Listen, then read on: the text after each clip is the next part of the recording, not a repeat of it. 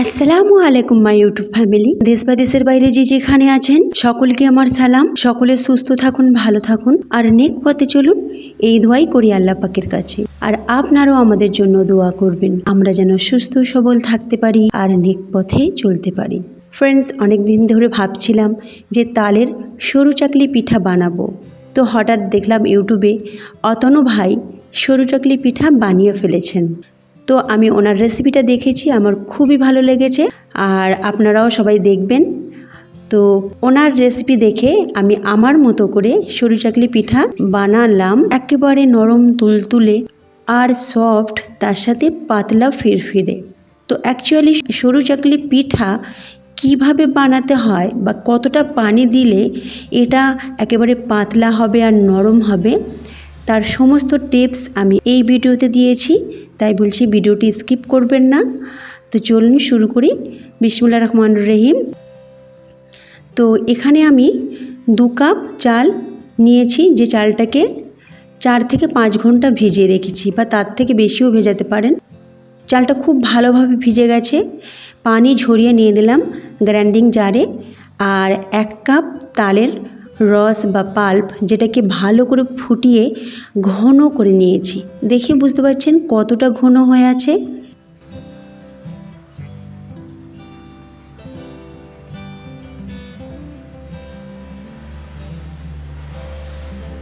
তো নিয়ে নিলাম আর 1/4 চামচ লবণ আর 2.5 চামচ চিনি। যেহেতু আমার তালটা মিষ্টি ছিল তাই আমি 2.5 চামচ চিনি দিয়েছি। আপনারা চাইলে একটু বেশি চিনি দিতে পারেন যদি তাল মিষ্টি না হয়। 1 কাপ পানি দিলাম আর চালটাকে বেটে নেব। আর চালটা 2 বারে বাটবো, আমি অর্ধেক চাল রেখে দিয়েছিলাম। তারপরে সমস্ত চাল আমি বেটে নিয়েছি। বেটে নেবার সময় আমার মোট 4 কাপ পানি লেগেছে। ব্যাটারটা একটা পাত্রে ঢেলে নিয়েছি। এবার গ্রাইন্ডিং জারটাকে ধুয়ে নেব, তাতে আরও 1 কাপ পানি দিয়ে দিলাম আর এটাকে ভালো করে এইভাবে নাড়িয়ে নাড়িয়ে নিয়ে নেব পাত্রে।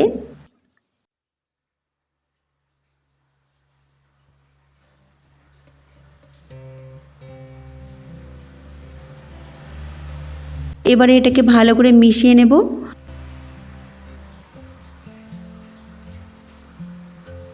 আরও 1 কাপ পানি আমি দিয়ে দিলাম, তাহলে মোট এখানে আমার 6 কাপ পানি লাগলো। তো এখানে আমি আপনাদের দেখাবো পানি কম দিলে সরু চাকলি পিঠা কেমন হয়, আর পানি ঠিক মতো দিলে পিঠাটা পারফেক্ট হয়। তো কতটা পানি দিলে এখানে সরু চাকলি পিঠা একেবারে পারফেক্ট হবে সেটাই আমি আপনাদেরকে দেখাবো। আপাতত আমি 6 কাপ পানি দিয়েছি 3 কাপ উপকরণে। তো 2 কাপ চাল আর 1 কাপ তাল, মানে তালের পাল্প, একেবারে ঘন গাঢ় তালের পাল্প। তো তাতে আমি মোট 6 কাপ পানি দিয়েছি। আর এই ব্যাটারটা দিয়ে আমি একটা সরু চাকলি আপনাদেরকে বানিয়ে দেখাবো, আপনারাই স্বচক্ষে দেখবেন কেমন হচ্ছে। তো একটা ফ্রাইং প্যান নিয়ে নিয়েছি, তাতে একটু তেল ব্রাশ করে নিলাম। অল্প মাত্রায় তেল ব্রাশ করবেন। আর ব্যাটারটাও দেখিয়ে দিচ্ছি, দেখুন এতে আমি 6 কাপ পানি দিয়েছি আর এখন কোনো পানি দিইনি। এবার এটাকে যখনই দেবেন তখন এইভাবে নাড়িয়ে নাড়িয়ে নেবেন। আর গ্যাসের ফ্লেমটা কিন্তু একদম কম রাখবেন এই সময়।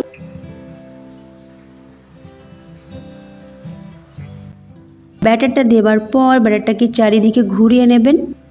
ঘুরিয়ে নেবার পর তারপরে মাঝারি টু হাই করে দেবেন। মাঝারি টু হাই এটাকে আমি প্রায় 2 মিনিটের মতো রাখবো। ফ্রেন্ডস, আপনারা দেখুন কিছুক্ষণ পর এটা একেবারে ফেটে আলাদা হয়ে গেল। তো এর কারণটা আমি আপনাদেরকে পরে বলছি। আমি আর একটা সরু চাকলি পিঠা আপনাদেরকে বানিয়ে দেখাবো।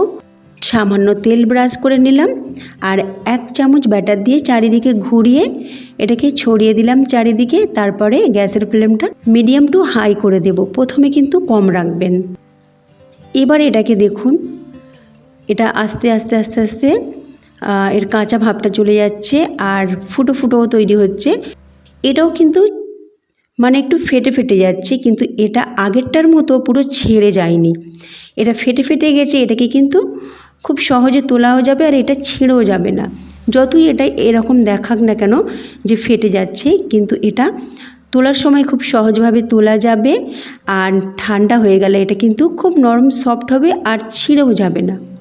তোলার আগে আপনারা ফলো করবেন, চারিদিকটা এর ব্রাউন কালার হয়ে যাবে আর একটু ছেড়ে ছেড়ে যাবে, তখন স্প্যাচুলার মাধ্যমে চারদিকটা একটু দেখবেন যে আটকে আছে কিনা।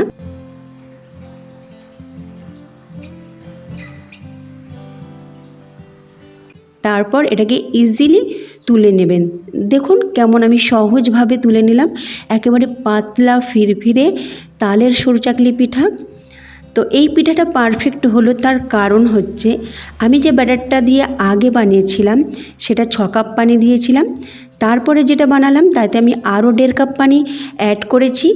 তাহলে সরু চাকলি পিঠার পানি 1 কাপে 2.5 কাপ, মানে 1 কাপ চালে 2.5 কাপ পানি দিতে হয়। এখানে আমি 7.5 কাপ পানি দিলাম।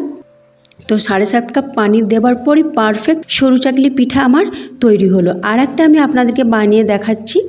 আমি বলেছি প্রথমে গ্যাসের ফ্লেম একদম কম রাখবেন, তারপরে ব্যাটার দেওয়ার পর ওটাকে মিডিয়াম টু হাই করে দেবেন। এটা দেখুন আমি ফোল্ড করব না, এটা ডাইরেক্ট তুলে নেব। দেখুন কত সহজে উঠে আসবে আর কতটা পাতলা হচ্ছে, আর দেখেও মনে হচ্ছে যে ফেটে গেছে, অথচ ফেটে গেছে কিন্তু এটা কোনো মতেই ছিঁড়ে যাবে না।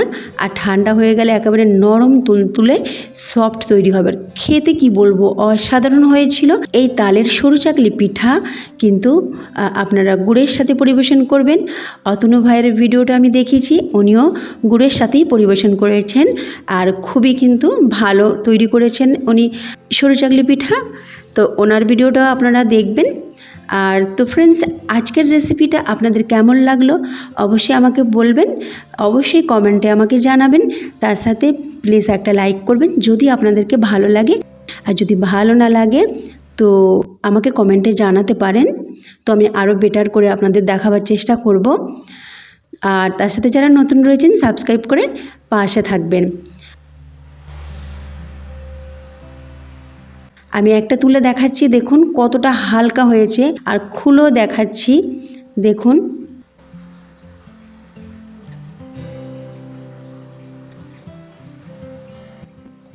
এটা কিন্তু ছিঁড়ে যাচ্ছে না বা ভেঙেও যাচ্ছে না। আমি আপনাদেরকে মুঠো করেও দেখাচ্ছি, দেখুন কতটা নরম তুলতুলে আর সফট হয়েছে, আর কোনো মতেই এটা ছিঁড়বে না, কারণ এর ব্যাটারটা আমি পারফেক্টভাবে তৈরি করেছি। ফ্রেন্ডস, আরেকটা কথা বলে দিই, যদি তালের সরু চাকলি আপনারা আরও লোভনীয় বা আরও টেস্টি বানাতে চান তো একটু ফ্রেশ নারকেল কোরানো দিতে পারেন, ব্যাটার তৈরি করার সময়ও দিতে পারেন, বা এমনি ব্যাটারের সাথে মিশিয়ে দিতে পারেন। যতটা তালের পাল্প দিয়েছেন তার অর্ধেকটা দেবেন।